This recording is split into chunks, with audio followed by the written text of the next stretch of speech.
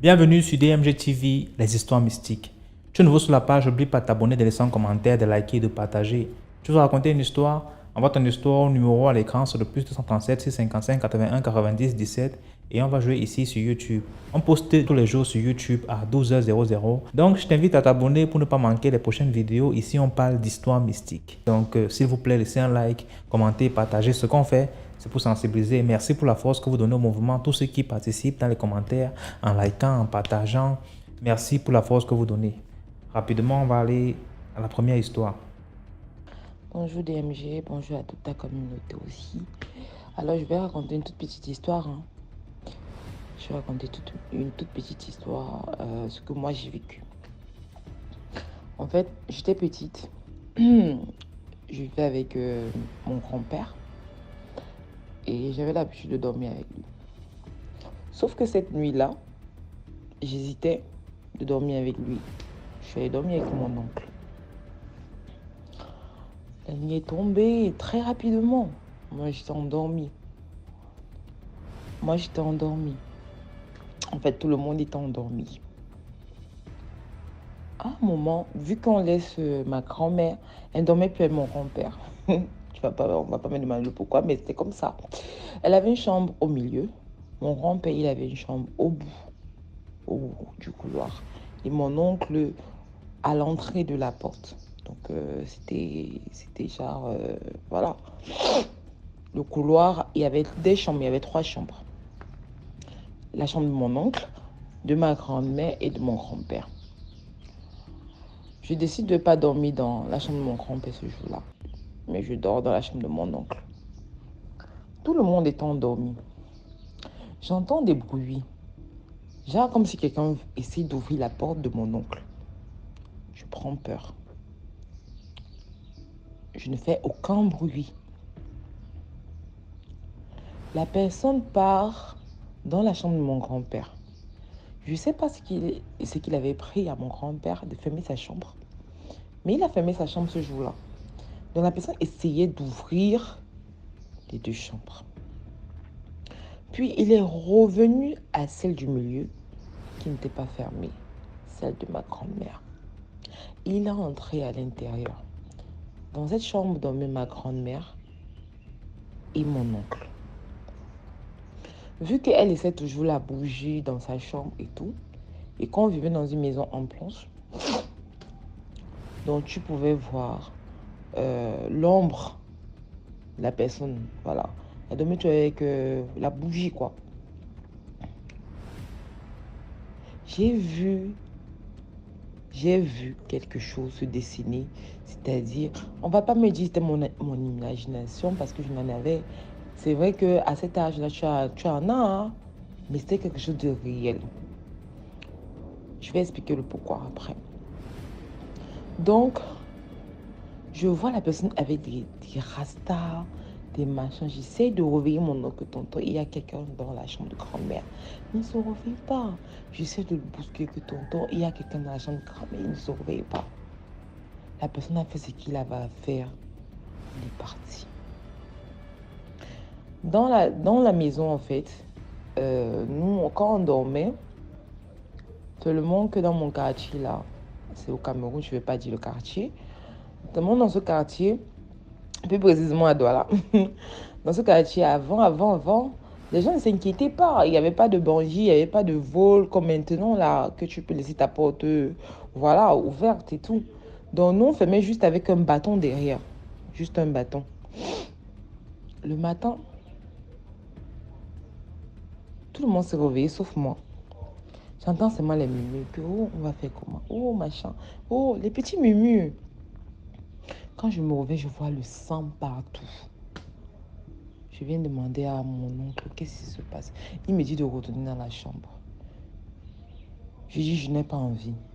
Je vois à travers, parce que mon grand-père avait barré, ma grand-mère aussi était... Bon, ils étaient autour de la personne, je ne savais pas qui. Et il y avait un peu presque tout le monde autour de la personne. C'est là que j'essaie de me faufiler. Je vois que c'est mon oncle qui dormait avec ma grand-mère.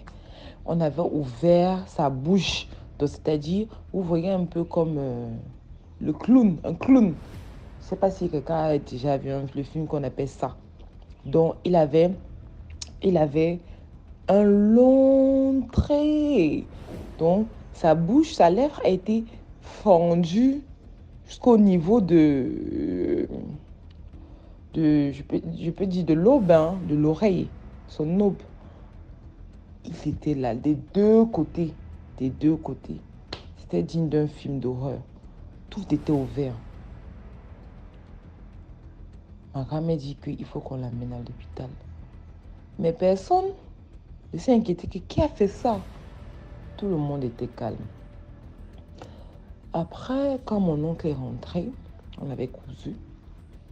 Je décide d'aller dans la chambre de mon grand-père. Excuse-moi DMG, je décide d'aller dans la chambre de mon grand-père. Je lui dis que j'ai vu quelqu'un dans la chambre cette nuit-là, la chambre de mamie. Il me fait comprendre que mieux, je fais comme si je n'ai rien vu. Et je dors parce qu'il ne s'est rien passé. Les années ont passé, les années ont passé. Un jour, je revois mon oncle. Je lui demande que, mais attends, est-ce que tu te rappelles de ce qui s'était passé sur tes jours? Il me dit que lui-même, il ne s'en rappelle pas. Tout ce qu'on lui dit, c'est qu'il a eu un accident. Donc, en fait, c'est pas pour donner une leçon, hein. C'est pas pour donner une leçon. C'est pour raconter une histoire. Donc, dans chaque famille, il se passe des choses dont on ne pense pas. Jusqu'à présent, je ne sais pas ce que c'était. Je ne sais pas qui était en train de faire ça. Mais ce que je sais, c'est que mes grands-parents étaient au courant. Mais ils n'ont jamais voulu nous dire. Donc voilà, c'était mon histoire. Merci beaucoup pour l'histoire. Et là, on passe à la deuxième histoire. Coucou, bonjour la famille DMG, j'espère que ça va, tout le monde se porte bien. Ok, moi je me porte bien. Alors, moi je suis nouvelle dans la famille. J'espère que nous tous on est ensemble. En fait, j'aimerais partager une petite histoire avec vous qui m'était racontée à un de mon oncle qui est guérisseur, qui fait les produits tradition pour les gens, tout ça là. Un jour, je me sentais pas bien et mon père m'avait amené chez lui pour un petit truc comme ça. Et c'est là qu'il me fait savoir que ma fille, il y a une histoire que je vais te raconter, mais ça concerne à toi aussi tes manières et ça est sur tes pas. Donc, il faut savoir marcher. Il dit, ok. Elle me dit, vraiment, il y a deux choses que je vais t'interdire et je vais te l'interdire totalement. Il y a des choses rouges, les habits, tout ce qui est rouge, faut pas que ça monte sur ton corps. Les habits noirs, tout, les trucs rouges, tu peux porter complet tout. Tu portes des chaussures noires, on porte des chaussures noires, pas de problème. On peut tresser les noirs, pas de problème. Mais habillons noir de tête jusqu'aux pieds, c'est pas bon pour toi. Et de rouge, de même au rouge aussi, c'est pas bon pour toi. J'ai dit ok, il n'y a pas de problème là. Et là, j'ai accepté. Il me dit, c'est là que mon père me dit, mon père lui demande non, mais pourquoi tu dis ça à ma fille? Et d'ailleurs, même moi-même, je l'ai interdit de porter les trucs rouges dans notre famille. On ne porte pas ça, des trucs rouges. Mais des fois, on porte les noirs. Et là, il dit ouais, pourquoi elle me dit ça? Qu'un jour, lui, elle a croisé une demoiselle en rentrant de l'aéroport. Elle a croisé une demoiselle qui a porté toute rouge. Et puis lui, il a dit, ah ma chérie, t'es belle, t'es ravissante, t'as une bonne étoile.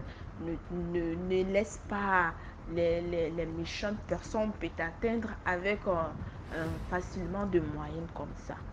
La fille a dit, pourquoi monsieur? Mais il a dit, non, c'est que tu as porté comme ça de tête jusqu'aux pieds. C'est pas beau toi, c'est pas beau pour ta santé comme ça. En fait, moi je comprends pas le français bien comme ça parce que moi je suis togolaise, mais togolaise nigérienne comme ça. Mon père est nigérien et ma mère est togolaise. Donc, je suis née au Togo, mais je suis au Nigeria actuellement. Donc, c'est là que le monsieur l'explique que tout ce qui s'est apporté sur toi, ça apporte le malheur aux gens. Et c'est pas bon pour toi ni ta santé et tout ça là. Elle avait tressé les mèches longues de rouge et puis c'était le jour des Saint-Valentin, tu vois. C'était le jour des Saint-Valentin aussi. Donc le monsieur l'avait croisé vers le matin comme ça, tu vois, vers le matin comme ça. Donc c'est là qu'elle me fait savoir que elle avait fait les tresses rouges, les chaussures, l'habillement, tout ce qui est sur lui est rouge, même le boucle d'oreille rouge. C'est là que j'ai dit, waouh, c'est catastrophe. Là, le monsieur lui dit, et le monsieur est parti. Mon oncle, là, c'est lui qui l'a dit ça et lui, il est parti. Parce que lui, il était en voyage, donc il est rentré à l'aéroport et il a trouvé la fille à l'entrée. Tu vois, c'est comme s'il était accompagné à quelqu'un, comme on dit, c'est pas, mais c'était le jour des Saint-Valentin. Donc, le monsieur est parti. Donc, le jour-là, la fille en question, je sais pas comment ça s'est passé. La soirée, ils étaient sortis avec ses copines, tout ça là. Elle a trouvé un monsieur. Genre, quand tu vois le monsieur, toi-même, tu vas tomber dans le filet. Waouh!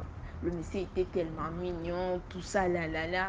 Donc, quand il a vu comme ça, il a commencé à se trembler, tout ça là là. Et nanani, nanana. Mais comme c'était le jour de son jour, le monsieur s'est approché de lui et le monsieur l'a dit, ah, demoiselle, genre de dragage, tout ça là, là.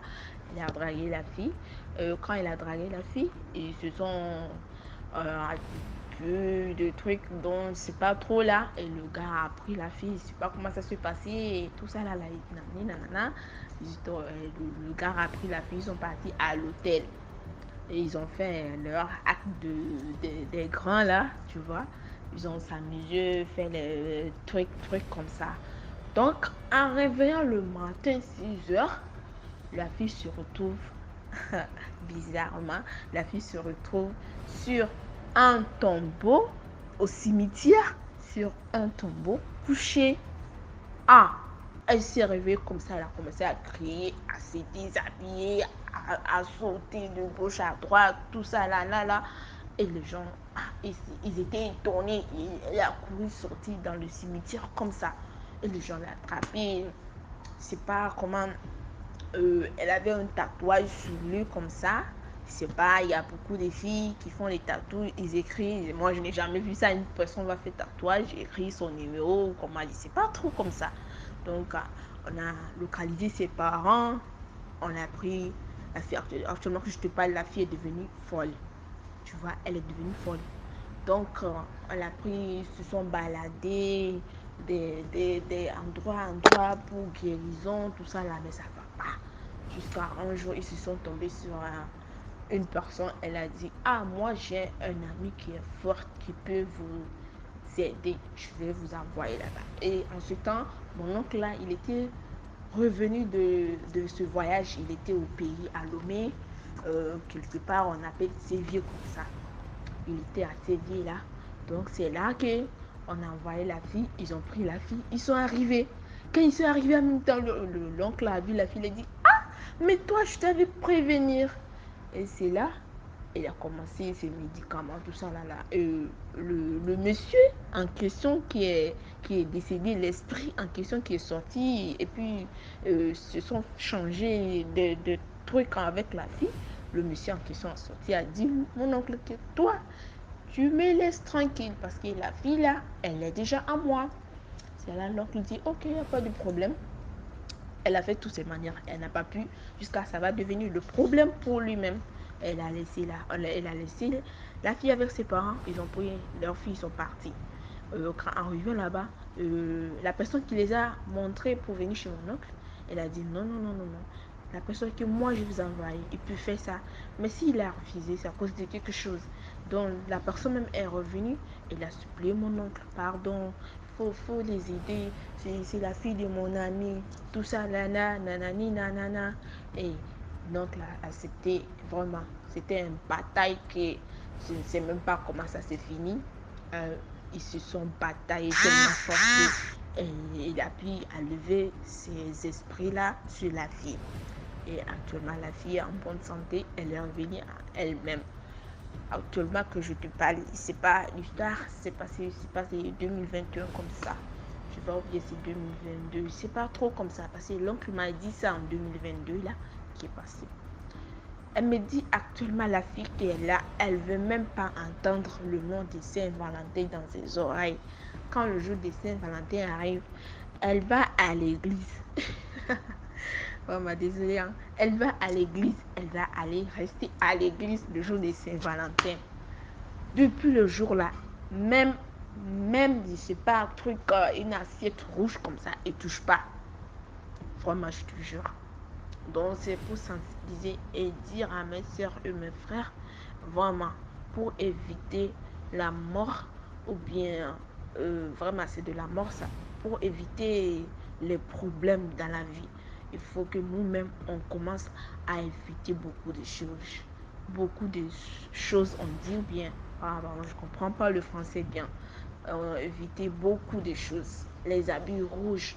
Tu peux porter quelque chose de rouge, mais pas tout ton corps de tête jusqu'au pied. Vraiment, c'est mal.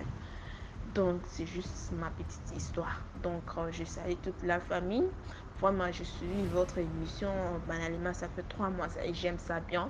Et moi-même, j'ai beaucoup, plein d'histoires à mystique pour vous raconter. Là, à la prochaine mois. Bye. Merci beaucoup pour l'histoire. Maintenant, on va passer à la troisième histoire. Surtout, n'oubliez pas d'aller vous abonner à la deuxième page DMG TV Histoire Mystique. C'est très intéressant. Là-bas, on poste tous les 15 heures. Déjà, si tu connais la page, laisse un commentaire. Comme ça, les autres qui ne sont pas encore abonnés vont vouloir aussi aller s'abonner là-bas. Merci. Bonjour DMG, j'espère que vous allez bien. Je me suis permise de faire ce voice parce que j'aime bien ce que vous faites et je me suis dit un jour que je devais aussi participer. Mais malheureusement, je ne peux pas faire le direct parce qu'à cette heure-là, je serai occupée. Je travaille, donc à cette heure-là, ce n'est pas possible pour moi de raconter mon histoire en direct. Donc, en espérant que vous publiez mon voice, je me permets de vous faire part de ce dont j'ai été témoin ce matin. Ce matin, en sortant de la maison pour le travail, parce que je passe par Gosso pour me rendre au travail, au niveau de l'hôpital général, avant l'hôpital de Madame Chantal Bia, il y a eu une entrée nette à ce niveau-là. Quand je passais dans le taxi, il y avait une affluence de benzineurs, une foule de personnes assez nombreuses qui étaient tenues là et ça créait un sacré embouteillage. Il s'est avéré que à 2 heures du matin, dans le quartier là, parce que c'est un secteur résidentiel, il y a des grandes maisons de ce côté-là. Il s'est avéré qu'un monsieur rentrait et il passait par là. Derrière l'hôpital gynéco là-bas, il y a une route qui descend. Il est en train de passer. Il a vu dans une voiture les pieds d'une jeune fille en train de balancer. Ça l'a donc intrigué. Il a fait marche arrière, il a contourné, il est parti au poste de police qui est non loin de là pour signaler ce qu'il venait de voir. Quand la police est rendue sur place, on s'est approché près du véhicule dans lequel le monsieur qui était derrière a vu une jeune fille en train de bouger ses pieds. On arrive, on trouve la voiture, il n'y a personne dans la voiture. Par contre, il y a un gros serpent dans la voiture. Un gros serpent et il est en train d'avaler une personne. Il était en train d'avaler une personne. Et excusez-moi, j'ai été interrompue. Il était en train d'avaler la jeune fille que le monsieur a vue précédemment. Le serpent était tellement énorme et on voyait qu'il était gonflé parce qu'il essayait d'avaler. Quand les messieurs sont rendus sur place, parce que avaler ça prend du temps, ce n'est pas comme si tu fais en un coup. Donc il a pris du temps. Il avait presque terminé d'avaler la fille, sauf que les pieds étaient encore dehors et elle était encore agitée, mais elle s'étouffait déjà. Quand les policiers sont arrivés, ils ont cassé la voiture, ils ont braqué l'âme vers lui en disant que tu l'as vomi tout de suite. Vomis ça, sinon on te tue. C'est comme ça que le monsieur a vomi la jeune fille. Je dis ce matin-ci, en sortant du travail, en partant au travail, ce matin-ci, le monsieur a vomi la jeune fille. Et on a amené rapidement la jeune fille ici à l'hôpital gynéco. Et le monsieur, il est en garde à vue. Donc, c'est une histoire dont j'ai été témoin. Jusqu'à présent, toujours, on parle de ça, il y a assez de monde. Donc, j'étais dépassée. Une grande fille de 16 ans, s'il vous plaît, une fille de 16 ans. Donc, la jeune fille, apparemment, connaissait le monsieur, mais elle ne savait pas qui il était réellement. Elle s'est retrouvée comme ça dans des circonstances qui l'ont dépassée. Donc, par la grâce de Dieu, elle a été internée, mais seul Dieu doit intervenir pour qu'elle puisse survivre parce que ça, c'est un cas mystique et si Dieu n'intervient pas vraiment, il est fort possible qu'elle ne devienne plus normale ou alors qu'elle meure même. Donc, c'était mon histoire de ce matin. Je dis bien une histoire réelle. Et la population, elle s'est accourue, mais la police avait déjà amené le monsieur. Maintenant, on passe à la quatrième histoire. Alors, bonsoir famille DMG, j'espère que tout le monde se porte bien. Bonsoir ou bonjour, selon l'heure à laquelle ça sera diffusé. Alors, je vais exhorter d'écouter, de liker, de partager et de commenter. Parce que ça peut aider celles qui partagent l'histoire. Votre réflexion peut être la meilleure. Donc, commentez toujours et partagez aussi pour sensibiliser, pour toucher plus de monde, quoi. Voilà. Là, je vais raconter une histoire de ma famille paternelle. Donc, mon papa est issu d'une famille polygamique.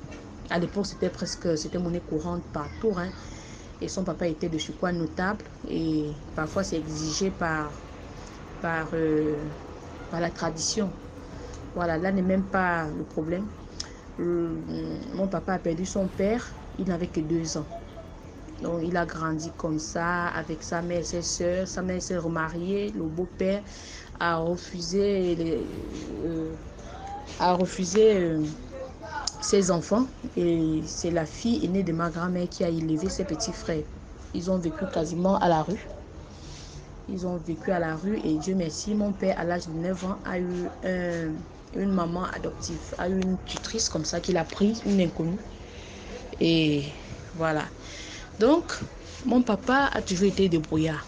Donc, il travaillait pour la maman dans les champs, il faisait des travaux champêtres pour la maman, il l'aidait de temps en temps à superviser, quoi. Parce que la maman en question avait des hectares et elle faisait aussi le commerce. Donc, quand il n'était pas au champ, il était en ville et il l'aidait dans son commerce. Quand il n'y avait pas le commerce, ni lorsque ce n'était pas le temps des champs, il faisait ses petits travaux, des débrouillards et tout. Voilà. Dans la famille, vu qu'ils ont été les enfants de la rue, ils se sont dispersés. Ils étaient au nombre de 4 garçons, une fille, la fille aînée. Et entre-temps, la maman est décédée. Sa maman, dont notre grand-mère est décédée lorsqu'il avait dans les 20 ans, 21 ans. Et c'est là que mon papa s'est marié. C'est sa tutrice qui lui cherche une femme. Voilà, il est temps que tu te maries et tout. Il était dans les 23 ans comme ça. Donc, nous avons grandi et on n'a jamais su que mon père avait plus de 2 frères parce qu'on connaissait juste sa sœur et l'un de ses frères qui était au village. Donc, les 2 autres frères étaient allés, s'étaient déplacés en aventure, quoi. Ils s'étaient déplacés. Donc, ils étaient allés à la capitale. Donc, personne ne savait où l'autre était. Voilà, un jour, lorsque nous sommes nés, l'histoire nous a été racontée par notre papa. L'histoire d'avant. Maintenant, l'histoire mystique que je vais vous raconter, je l'ai vécue. Donc, lorsque nous avions dans les 10 ans, 11 ans, je devais faire 6e, CM2 6e. Et voilà, un jour, on envoie la lettre à mon papa. Avant, il n'y avait pas de téléphone. On lui envoie la lettre lui disant que son frère tel est arrivé avec sa famille. Il avait épousé une femme une fille du village, mais personne ne savait. Personne ne savait. Et la femme en question, la famille de la femme en question savait que c'était le fils de la concession et que les parents ne savaient pas où il était. Et apparemment, il avait demandé à sa belle famille de cacher cela. Donc, il était en colère contre ses frères consanguins, en colère contre presque tout le monde, quoi. Parce que je ne comprends pas comment il a pu abandonner aussi ses propres frères qui ont souffert avec lui. Donc, ainsi de suite. Donc, ils ont grandi comme ça. Lorsqu'il arrive, alors, tout le monde arrive. On est étonné qu'on a l'habitude de voir cette femme-là venir avec les enfants, mais sans avoir jamais su que c'était la femme de leur frère. Voilà, le secret était là, tout le monde était content, on était plutôt content. Ils avaient 3 enfants, ils avaient 4 enfants, mais 3 étaient de 2. Donc, mon oncle avait épousé la dame avec une fille, avec sa fille. Donc, et il a élevé, il a adopté sa première fille, la fille de la dame. Et avec la dame, ils avaient un seul garçon et 2 filles. Donc, lorsqu'il est venu présenter ses enfants au village, on était contents, on se ressemblait. Donc, nous, les cousines, quoi, on se ressemblait tellement, on était contents, on a passé la journée. Donc, lorsque mon papa a reçu la lettre, le week-end qui suivait, on est allé au village. Donc, il était chez leur frère aîné qui avait construit au village. Voilà. Tout le monde, la famille était là, on était contents. Même la famille consanguine était là. Les frères consanguins de mon papa étaient là. Ils faisaient semblant d'être contents, d'être heureux, alors que ce sont eux qui les avaient chassés de la concession. C'est comme cela que mon papa a suggéré à son frère de venir avec nous. Et son frère lui dit non. Vu que toi-même tu vis chez ta tutrice, tu t'es marié, tu es toujours chez ta tutrice, moi je ne vais pas aller vous encombrer dans votre petite maison où vous êtes. Je préfère rester ici au village et tout. Voilà. Il a vécu au village avec ses enfants et tout. Après, il est rentré. Lorsqu'il est retourné à Douala. Après cela, chaque vacances, il envoyait les enfants au village, chez l'aîné. Après cela, après 2 ans, je pense, j'avais 13 ans et j'avais quasiment le même âge que ce cousin-là, que le deuxième enfant de notre oncle en question.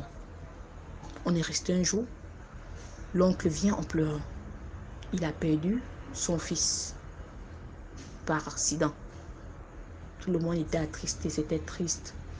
On a tellement pleuré, on a enterré et comme lorsqu'il y a des morts, des décès brusques comme cela, chez nous, on fait toujours des recherches chez les voyants pour voir si c'était une mort simple ou pas.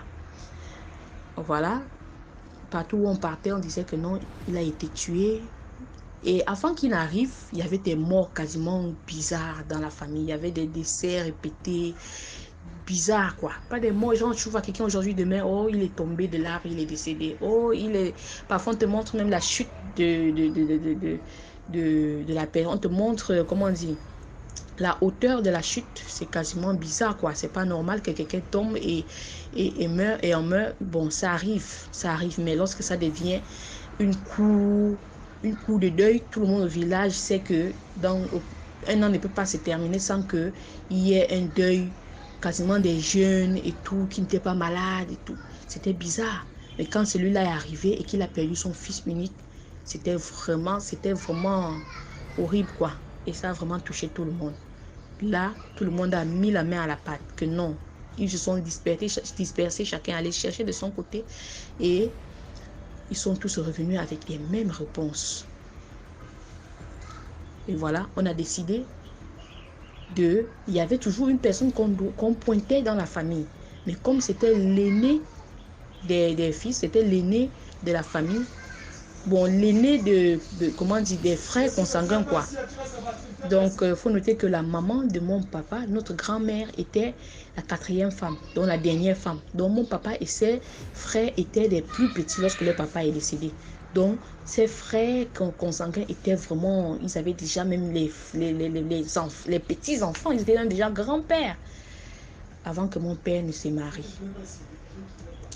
Donc, voilà, après la mort de notre cousin, lorsque mon papa a tapé la main sur la table, il était quasiment le dernier de la famille.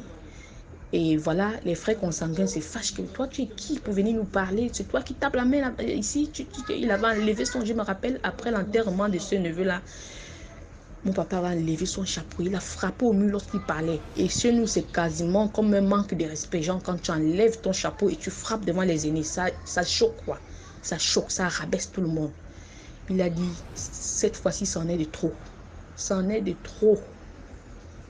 Et parfois, lorsque vous partez chercher, on vous dit non, cette personne est décédée, le coupable n'est pas loin. On ne vous pointe, on ne vous dit pas exactement la personne. Mais rares sont les endroits, il y a des endroits où on vous dit c'est tel, mais c'est quand même douteux. Lorsqu'on arrive à un autre endroit, on nous a dit que c'était tel. Est-ce que c'est vrai? La personne dit je ne peux pas confirmer, mais je sais que c'est proche. Donc, lorsqu'on revient en disant on a dit comme ça ailleurs, et on a essayé de confirmer ailleurs, on n'a pas vraiment, donc on ne sait pas si c'est vraiment ça et tout et tout. Mon papa alors a avoué ça. Donc on disait cela dans les coulisses, mais lorsqu'on est en face à la cour et tout, on ne le dit pas. Lorsqu'il y a les réunions familiales, on ne met pas ça sur la table, quoi. On dit c'est toi qui tu non, on ne dit pas ça. Mon papa a craqué après l'enterrement et il a levé le chapeau, il a frappé au sol, il s'est fâché et tout. Tout le monde s'est moqué de lui. On l'a insulté. On lui a dit, tu vas-t'en. Mais on ne sait pas ce que tu fais ici. Tu ne sais à rien et tout. Et après, nous sommes étonnés. Après, disons, un mois, c'est notre oncle, celui qui avait perdu son fils, qui vient chez nous avec des problèmes. Soit disant qu'il est allé quelque part. On lui a dit que la personne le plus proche de lui, donc son père, et on a même prononcé son nom, que c'est lui qui a tué son fils. Donc mon père qui avait tué le fils de son frère, notre cousin. Et ça a chauffé dans le village. Oh, le petit là, c'est lui. Donc c'est lui qui tue les gens. C'est lui qui tue les gens. On a toujours dit que les bons à rien comme ça sont tous les sorciers. Oh, c'est lui. Donc voilà pourquoi il faisait une scène à la cour du deuil. Voilà pourquoi tout le monde était étonné. Vraiment, ça a été une année vraiment triste pour moi parce que entendre les gens accusant mon père, c'était vraiment horrible, quoi. C'était horrible. Et tous les soirs, mon père se morfondait tellement il a été choqué par la perte de son neveu. Et voilà maintenant qu'on l'accuse. Mais face à nous, il faisait comme si de rien n'était, quoi. Comme si tout allait bien. Non, c'est rien, laissez-les. Je sais ce que je vais faire. Je sais ce que je vais faire. Lorsqu'on l'a accusé un jour, jusqu'à ce que il n'arrivait même plus à sortir. Donc, il était allé au village pour travailler dans notre plantation. Et le frère, celui qui avait été indexé pendant très longtemps, c'est lui qui mettait le visage de mon père devant et permettait aux voyants de prononcer son nom, peu importe où on partait. Et après cela, même sa soeur, elle n'y croyait pas. Elle a dit, moi, mais je vais sortir. Il était sorti, elle était allée avec l'une de mes tantes côté maternel. Et quand ils reviennent, mon papa demande qu'est-ce qu'on a dit. Ils n'ont pas pu parler. C'est quand ils partaient, lorsqu'elle partait, que la maman adoptive de mon papa leur demande, je me rappelle, j'avais écouté derrière la porte, que qu'est-ce que vous avez trouvé? On a dit quoi? Elle dit, ah, moi-même je suis étonnée. On a dit, c'est mon frère. On a prononcé même son nom. La personne l'a même tellement décrit que elle a eu honte. Oh, voilà, je rentre. Par derrière, la maman adoptive de mon père l'appelle. Elle lui dit, je t'ai élevé avec un seul cœur. Et je sais qui tu es. Je ne sais pas où tu es allé mettre les pieds, mais sache que si tu peux avouer et qu'on t'amène chez... Parce qu'il y a aussi les voyants qui peuvent enlever cela, quoi. Si tu as été trempé sans savoir et que tu n'as pas encore mangé leur argent, tu n'as pas encore sacrifié quelqu'un consciemment, on peut toujours t'enlever. Bon, lorsqu'elle lui parle, elle lui dit, si tu reconnais, on peut, ou bien si tu sais où tu as mis les pieds, mon papa dit, mais je ne sais même pas de quoi tu parles. C'est là où elle avoue que voilà, ta soeur m'a dit que c'est toi qu'on avait indexé. Ah là, fallait pas. Mon père a pété un câble, je venais de rentrer des classes, il était entre 14h30, 15h. Mon père a pris sa machette et son sac, il est allé au village. Ma mère criait que non, pardon, ne pas faire. Il dit non, je ne suis pas bête. Tu crois que je vais aller faire du mal à quelqu'un, on va me mettre en prison, mes enfants, qui va les garder? C'est comme ça qu'il allait au village. Il est retourné le soir, il me dit il était à la chaufferie. Ma maman demande, tu allais faire quoi là-bas? Il dit, je suis allé voir le chef du village. Et le chef du village, c'est pas un endroit où tout le monde entre. Il nous dit, lorsqu'il est arrivé là-bas, on n'a pas voulu le laisser entrer dans la chaufferie même. On n'a même pas voulu le laisser entrer parce que la nouvelle était partout au village. Et en plus, il avait la machette, il était nerveux. Ça, c'est comme s'il partait chercher les problèmes là-bas, quoi. C'est le chef du village qui l'autorise à entrer. Laissez-le venir. Il est entré. Le chef lui a fait asseoir. Il est allé. Après un certain temps, il a appelé de venir dans la salle de je sais pas quoi. Ils ont une salle là-bas où ils accueillent les gens pour parler en catimini, quoi. Il a demandé à mon père qu'est-ce qu'il est venu faire. Il a appris les nouvelles. Il sait que c'est lui. Il s'avère que c'est lui qui fait du mal à sa propre famille. Est-ce normal? Voilà, que lui-même, il a ouvert. Lorsqu'il a parlé, il a dit tout ce que je suis venu vous demander, c'est d'autoriser le caddie, qu'on fasse le caddie. Donc, il faut savoir que le caddie, c'est lorsqu'on dit je peux boire le caddie d'une personne. Donc, c'est genre mettre, genre boire le caddie, son propre caddie. Quoi. Il a dit, et c'est un truc qui a été banni à un moment donné dans nos villages, dans nos sociétés africaines. Avant, ça se faisait. Genre, s'il y a un problème et qu'on n'arrive pas à attraper le coupable, on prépare le caddie et chacun va boire son propre caddie. C'est-à-dire, lorsqu'on dit je peux mettre ma main au feu là. Si dans votre village, boire le caddie était de mettre la main au feu, tu vas vraiment mettre la main au feu. Et si tu ne te brûles pas, on sait que tu as raison. Si tu te brûles, c'est que tu n'as pas raison. Maintenant, dans notre village, le caddie, en quoi est-ce que ça consiste? On doit aller dans tous les carrefours de la ville. Tous les carrefours. Et c'est le chef qui envoie ses guerriers. Ils vont aller, ils connaissent quasiment tous les carrefours de la ville. C'est-à-dire l'endroit où vous êtes né. C'est-à-dire la ville où vous êtes né. Où on sait que vos parents ont mis les pieds. Vos parents qui vous ont porté dans leur ventre vous ont mis les pieds. Voilà, les guerriers ont d'abord envoyé la nouvelle dans la concession.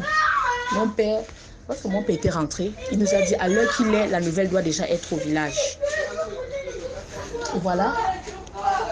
Donc voilà, ma mère était plutôt inquiète parce que comment se fait-il qu'on a vu son visage, c'est lui qu'on a vu et il veut qu'on boive le caddie, il veut mourir. Moi je ne savais même pas, c'était la première fois que je comprenais vraiment ce que ça signifiait un caddie. Moi, j'entendais souvent le caddie, je peux boire le caddie de mon fils. J'entendais souvent ça lors des bagarres des parents et tout, mais je ne savais pas en quoi ça consistait. Ma maman me dit, non, lorsqu'elle parlait, parce que ma grand-mère maternelle a vécu chez nous. Donc, de temps en temps, quand elle parlait, on faisait semblant d'écouter la télé, mais on avait les oreilles tendues dans leur bouche. On écoutait. C'est là que ma maman dit, mais comment se fait-il que c'est tel qu'on a vu et c'est lui qui va proposer le caddie chez le chef. Comment ça se fait? Ma grand-mère dit laisse-le. Il sait ce qu'il fait. Et moi-même, j'ai confiance en lui. Toi, tu n'as pas confiance en ton mari. C'est comme ça que ça discutait entre ma grand-mère et ma mère. Mon père était déjà couché. Le lendemain, voilà, c'est lui qui avait indexé mon père. C'est lui qui a toujours été indexé tout le temps lorsqu'il y a des problèmes dans le village, dans la famille. Il débarque chez nous. Il fait les problèmes. Le caddie a déjà été interdit depuis des années. Je sais que c'est toi qui veux finir la concession telle. Et voilà. Et sache que notre père avait enterré un chien dans la concession. Sache que le caddie que tu apportes là, c'est toi qui vas mourir. C'est toi-même qui vas mourir. Donc notre grand-père apparemment va enterrer un chien dans la concession. Genre pour empêcher les mauvais gens de descendre quoi. À l'entrée de la concession, il y a des gens qui mettaient souvent, je sais pas, qui construisaient parfois les maisons de l'une de leurs femmes qui avait les yeux. Lorsque quelqu'un de mauvais descend, ça est signal. Et d'autres enterraient peut-être le chien là, le chien a été travaillé. Il enterre comme cela. Lorsque quelqu'un de méchant arrive, le papa va sentir ça, le chef de la concession va sentir ça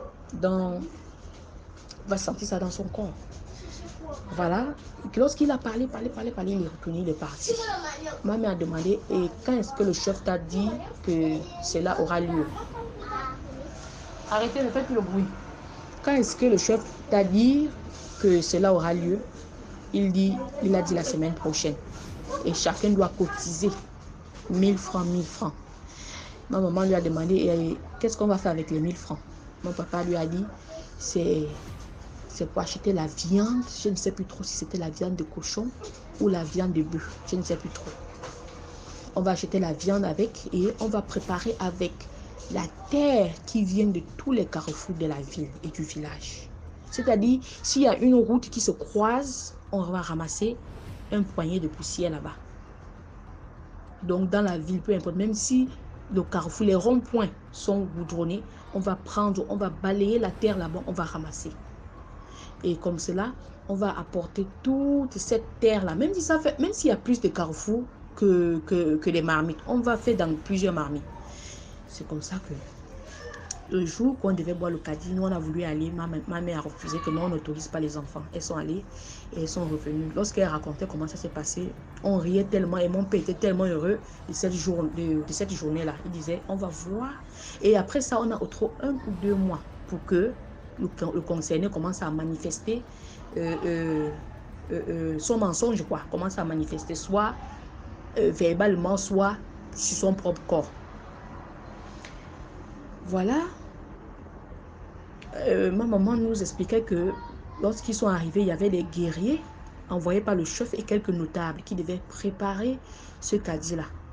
Et tous les fils et petits-fils qui ont déjà, chez nous, on dit tchitching, donc qui sont sortis de comment dire, de l'inconscience, quoi. Par exemple, les enfants et les petits-enfants surtout, les petits-enfants qui ont moins de 10 ans devaient être là pour boire.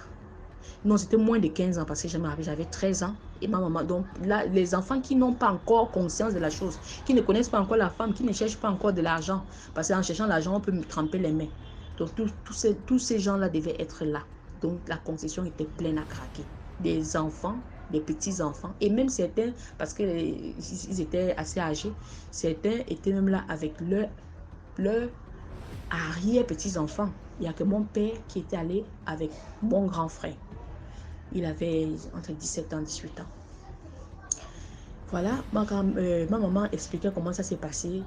Voilà. Lorsqu'on a fini de préparer, ça consiste à faire, par exemple, bouillir la terre, tout le mélange de la terre dans une grande marmite. Et puis, on fait bouillir avec des litres d'eau. De l'eau doit immerger au-dessus de cette terre-là. Et puis, on va faire bouillir jusqu'à ce que ça va devenir comme une certaine soupe, comme de la bouffe en fait. Et puis, on va introduire la viande à l'intérieur et faire cuire. Et tout le monde doit manger un morceau et une louche de cette boue-là. Et cela se faisait face aux notables, dont personne ne pouvait éviter. Voilà, après, lorsqu'on arrive autour de ce dernier, il dit non, il ne peut pas manger de la viande parce que cela lui a été interdit à cause des gouttes. Il a mal aux pieds et il souffre du diabète, tout cela lui a... L'un des notables lui a dit, peu importe, si c'est pour trouver le méchant de ta famille, pour que tout le monde soit en paix, qu'est-ce que ça te coûte? Et je ne pense pas qu'un seul morceau puisse te faire du mal. Et cette boue-là, cette terre-là a été longuement cuite pour qu'aucun microbe ne résiste. Donc, tu vas manger. Même si c'est un petit morceau, tu dois goûter. On a coupé, on lui a donné. Il a à peine croqué qu'il a dit non, il n'arrive pas à mâcher. Non, il trouvait des prétextes. On lui a dit, tu dois terminer. Donc, il n'avait quasiment pas mangé grand-chose. Et dans la famille, bien sûr, il y a des gens qui font surtout au village, qui font des mois sans voir de la viande. Il y en a qui ont mangé et rajouté. Et la soupe a été totalement bue jusqu'au fond de la marmite. Après cela, un mois après, lorsque nous partons au champ, au village, nous sommes passés par chez le monsieur. Avant d'arriver même chez le monsieur, c'est l'un des enfants du village qui nous accueillent à l'entrée du village même. Parce que lorsqu'on sort du goudron, on rentre carrément sur une terre battue, un sentier. Et c'est dans la bourse jusqu'au village.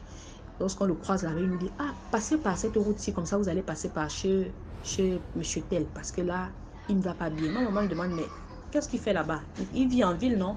Il dit, non, depuis un certain temps, il est au village, il est malade. Sa femme est partie avec les enfants. Ma mère dit, mais comment ça? Elle est partie avec les enfants, comment?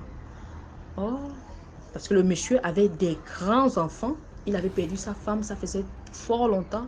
Et il s'était remarié et il avait des enfants de notre âge. Donc, il avait même, disons, il avait des petits-enfants avec sa première femme. Il avait déjà les petits-enfants. Il était déjà grand-père lorsque sa femme est décédée. Et il avait pris une nouvelle femme, dont apparemment cette femme était partie avec les enfants. Ma maman demande, mais comment ça se fait? Qu'est-ce qui s'est passé? Il nous explique qu'à cause d'une simple dispute de rien du tout, elle a pris ses choses, elle est partie. Et depuis qu'il est malade, il n'y a personne pour s'occuper de lui. C'est comme ça, on est passé par là. Lorsqu'on est arrivé, il y a une odeur qui frappait de sa maison. Et lorsque vous buvez le cadi, votre corps, si vous êtes coupable, votre corps va ressembler à cette boue-là en fait. Votre corps va ressembler à cette boue. C'est-à-dire vous aurez les petites blessures, tout le corps. Avant de mourir, vous serez méconnaissable. Et c'est comme ça ce papa-là. La première fois que lorsque nous l'avons vu, tellement ça sentait, j'étais une personne, je n'aimais pas trop la saleté, je n'aimais pas trop... Lorsque la maison était sale, la maison d'une personne était sale, je n'y entrais pas. Et lorsqu'il y avait des odeurs à un endroit, même si j'ai envie de faire les selles, même si ce sont des toilettes, même si j'ai envie de faire les selles, je bloque jusqu'à ce que j'arrive chez nous. Donc, je n'y étais pas entrée. Ma petite soeur qui est venue me dit, ah, si tu vois le pied du papa là, ça fait comme s'il y avait une brûlure, Et puis, lorsqu'il parle, ça sent mauvais et tout. J'étais, ah, Seigneur, j'avais même pitié de lui parce que c'est un papa qui nous, lorsqu'on le voyait, nous donnait les 100 francs, les 50, ça nous plaisait. Dieu merci que ma maman priait. Et c'est comme ça que, un mois après, le monsieur est décédé. Lorsque papa, tout le monde au village, lorsqu'il a commencé avec ces choses-là, tout le monde a su que c'était lui. Et lorsqu'il est décédé, ça s'est considérablement arrêté, les décès répétés. Donc voilà la fin de l'histoire. Donc la morale ici, c'est de savoir que vraiment, il y a des gens qui savent, qui peuvent vraiment accuser. Il y a des gens qui passent parfois. Voilà pourquoi Jésus, bon, je suis un peu embrouillée, parce que plein de choses me passent par la tête. Dieu a dit ne jugez pas. Ne jugez point. Parce que vous ne savez pas le fond. Vous ne connaissez pas le fond. Ne jugez pas de peur d'être jugé en retour. Vous pouvez croire être dans la raison alors que vous ne l'êtes pas. Mon papa a été vraiment pointé du doigt. Et même jusqu'à sa famille, même jusqu'à ma maman, était prête à croire que oui, c'est lui. Juste parce qu'on a prononcé son nom chez le féticheur. Alors qu'il y a des sorciers qui peuvent mettre, lorsqu'ils voient qu'ils sont déjà un peu trop indexés et qu'on risque vraiment se venger ou bien on risque vraiment croire aux dits des voyants et ne plus avoir peur d'eux, on risque, comment dire, leur mettre à dos. Alors, ils prennent parfois le visage de quelqu'un et mettent mettre en avant et pour que partout où vous partez, même si avant on n'arrivait pas à voir son visage, ou bien même si avant il bloquait pour qu'on ne dise pas son nom, il va permettre maintenant de dire le nom de celui qu'il a choisi dans la concession. Voilà comment Dieu a vraiment, je sais pas, donné un courage à mon papa pour qu'il redemande cette histoire de Cadi là, parce que c'est quasiment interdit maintenant de le faire, hein, parce que donc voilà. Merci beaucoup pour l'histoire. Maintenant, on passe à la 5e histoire. Bonjour dame, je vais raconter notre histoire. En fait, c'est l'histoire de 5 frères. Ça se passe toujours comme vous savez. Les 5 frères étaient vraiment ressemblables, ils se ressemblaient. C'était des jeunes dans la vingtaine qui sortent ensemble et ils étaient d'une famille assez un peu aisée, bien et un peu à l'aise, quoi. À la classe moyenne, je sais pas si c'est ça, je crois. Donc, et après, des frères, lors d'une soirée, ils ont aperçu une fille en boîte. Tous les 5 frères ont aimé la fille et tout et tout. Mais la fille s'est montrée intéressée à l'aîné parmi les 5. Donc, ils ont commencé à sortir ensemble avec l'aîné. Alors qu'ils sortaient ensemble, ensemble avec l'aîné. En même temps, elle sortait aussi avec les 4 autres frères. Et les 4 autres frères, parmi eux tous, ils savaient au fond de leur cœur qu'eux sortaient avec la même fille, les 5. Donc, au bout de 2 mois, les 5 autres frères, ils ont commencé de tomber malades et tout. On les a emmenés à l'hôpital, on a fait des tests. On a su que les 5 frères, ils avaient le sida. Ils avaient eu le sida. Ils ont maigri, les garçons, ils étaient costauds, ils ont maigri en l'espace de, de 2 mois. Ils ont maigri dans le quartier, même dans le Riga, mais les enfants l'ont changé. Tout comme tellement c'était des jeunes que dans le quartier, on connaissait bien, ils étaient dans la vague vie, dans l'ambiance et tout. Donc, ils ont mené parfois les jeunes du quartier, un peu les week-ends, les sorties à la piscine. Ils louaient des coasters pour nous, les jeunes du quartier et tout. Donc, on les connaissait. Donc, quand eux tous ils ont tombé malades, on partait chez eux, on partait des fois. Mais comment vous allez? Mais qu'est-ce que c'est? Vous avez fait quoi? Pourquoi vous avez maigri? Vous êtes malade comme ça? C'est une épidémie ou quoi? Puis, pendant tout ce temps que nous, on partait les rendre visite, on n'avait jamais croisé cette fille-là. L'aîné est mort, ils sont restés 4, toujours dans la maladie. Et même au moment que eux ils étaient malades, ils continuaient toujours de se voir avec cette fille-là, en cachette. Le deuxième est mort, ça a bouleversé le quartier. On a pris les 3 autres, on les a envoyés à Pointe-Noire. Après, quand ils sont partis à Pointe-Noire, pourquoi les soignent que non, il y a un qui va aller au Maroc, tout ça là. On a envoyé un au Maroc, 2 sont restés à Pointe-Noire. C'est dans notre ville économique. Je pense que tu connais. Ils ont envoyé les 2 autres à Pointe-Noire. À Pointe-Noire, là-bas, un est mort. Le deuxième est mort. Il ne restait plus qu'un seul qui était parti au Maroc. Après quelque chose de 6 à 9 mois, disons une année, il est rentré en bonne santé, tout. Il semblait être en bonne santé. Il avait quand même un peu grossi, il avait quand même repris un peu ses formes et tout. Mais malheureusement pour lui, dès qu'il est rentré, il n'avait même pas fait 1 mois. Il a recontacté encore cette ancienne fille-là. Ils ont continué la relation il est mort. Il est mort. Et après, quand il est mort, donc ça faisait 5 frères, ils sont morts. C'était grave dans le quartier. Et les parents, ils sont partis consulter, selon les dires, ils sont partis consulter. On leur a dit que non, mais la personne qui a sacrifié vos enfants là, c'est une fille qu'ils ont rencontrée. Et c'est une fille du quartier. C'est une fille du quartier qui habite le même quartier que vous.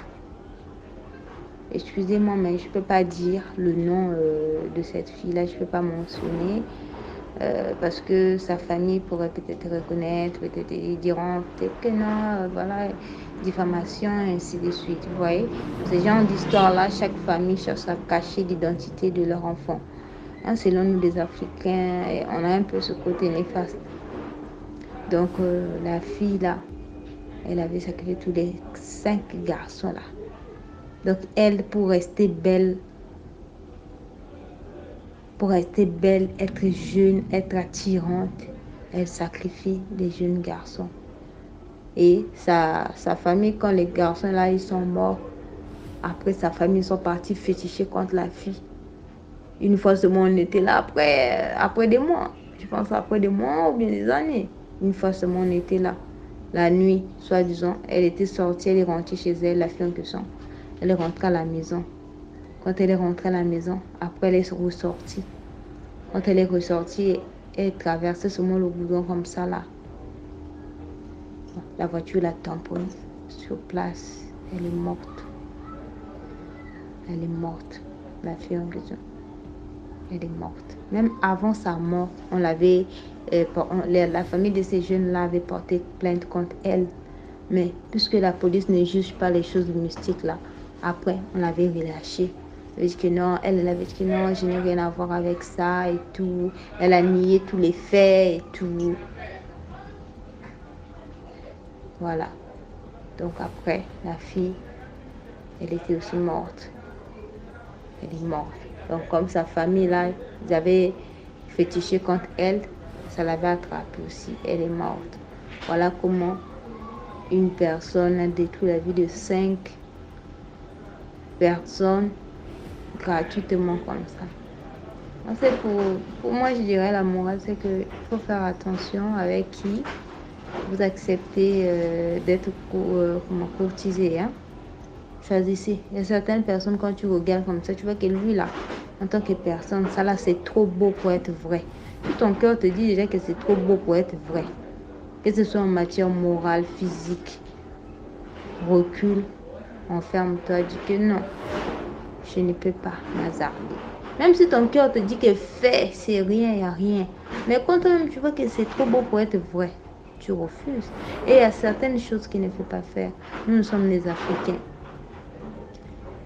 Sortir avec la femme de ton frère ou bien la copine de ton frère, nous les jeunes d'aujourd'hui, on trouve que c'est normal. Mais en tant qu'Africains, si on respecte, on voit nos traditions, notre culture, c'est satanique, c'est de l'abomination. À ce que je sache, c'est de l'abomination dans plusieurs ethnies, plusieurs familles, dans plusieurs pays de l'Afrique. Donc, on va un peu mettre aussi le côté de la religion à côté, mais vraiment, en tant qu'un Africain qui se respecte, qui a un peu de la sagesse, il faut vraiment faire attention, prendre ce côté-là en acte et vraiment respecter nos traditions. C'est pas pour rien qu'aujourd'hui, nous, on est venu écouter ça. C'est que ça s'est réalisé dans le passé et ça se réalise encore quelque part. C'est comme quand quelqu'un meurt aujourd'hui là, au Congo. Quelqu'un d'autre va, par exemple, naître. Un enfant va naître. Un autre enfant va mourir. Tu vas voir, il y a 2 femmes dans le bloc d'accouchement. Une a mis au monde, l'autre est morte. C'est comme ça, c'est la loi de la nature, c'est comme ça. Quand l'autre vient, l'autre là doit laisser la place, doit partir. Si toi tu meurs aujourd'hui là, l'autre là-bas va naître. Si toi tu attrapes la maladie aujourd'hui, un autre côté, l'autre est guéri. C'est la loi de la nature. Donc c'était un peu ça. Partager, liker et bien sûr à DMG. À bientôt. Merci beaucoup pour l'histoire. Maintenant, on passe à la 6e histoire. Bonjour DMG. Là, il faut que je fasse un peu vite parce qu'il ne faut pas que ça soit beaucoup. Je vais raconter une histoire qui était passée.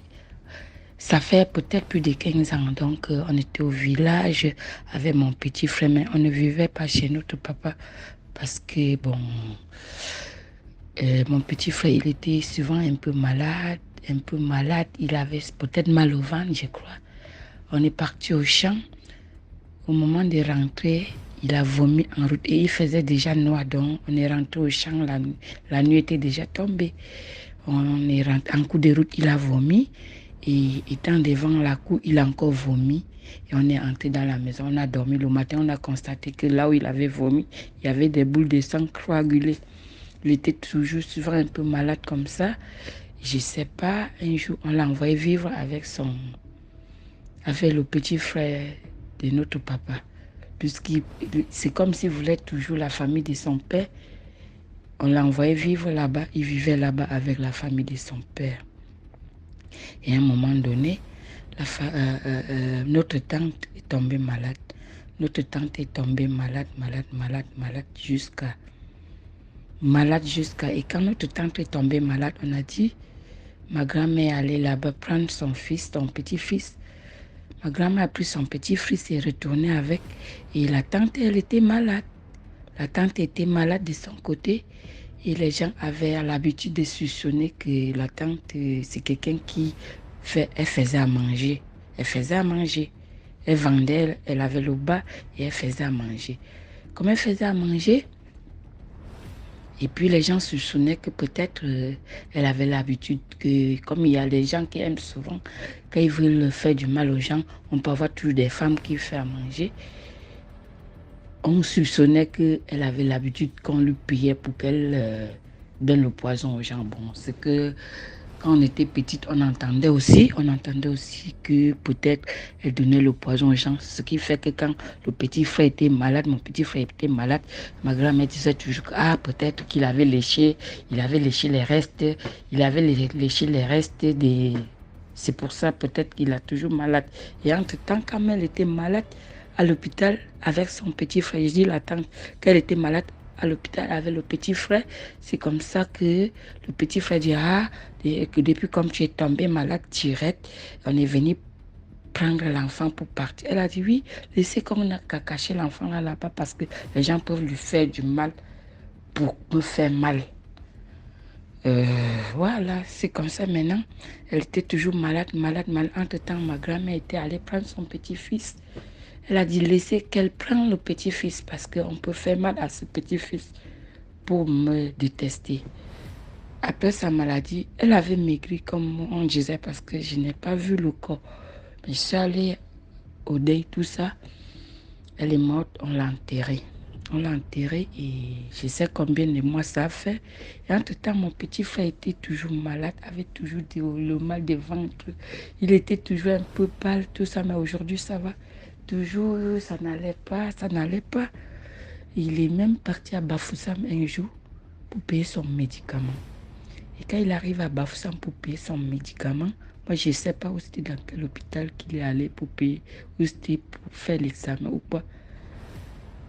C'est ce qu'il nous a raconté parce qu'il nous a dit, un jour on était dans la maison en train de taper les commentaires, on parle, on rit. Un mois plus tard qu'il était à Bafoussam, après il a fait Nous on a dit mais c'est quoi? On est en train de parler, il n'y a pas de problème. Pourquoi tu as les frissons? Qu'est-ce qu'il y a? Il nous dit j'avais vu telle qui était morte. On a dit, mais comment ça tu l'as vu quand et où?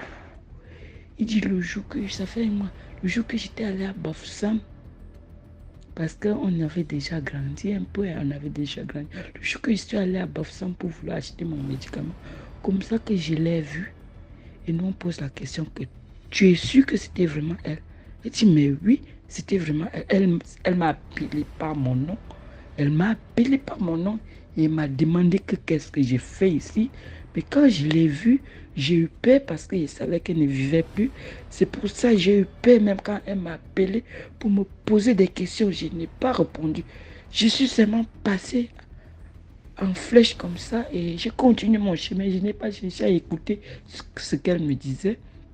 C'est comme ça que je suis partie. Et quand je suis partie, j'ai oublié même que je l'ai vue et c'est passé si j'ai tout oublié. Donc c'est aujourd'hui dans des commentaires que c'est revenu dans ma tête et je vous dis ça comme ça. C'est comme ça maintenant qu'on a dit, qu'est-ce qu'on va faire là?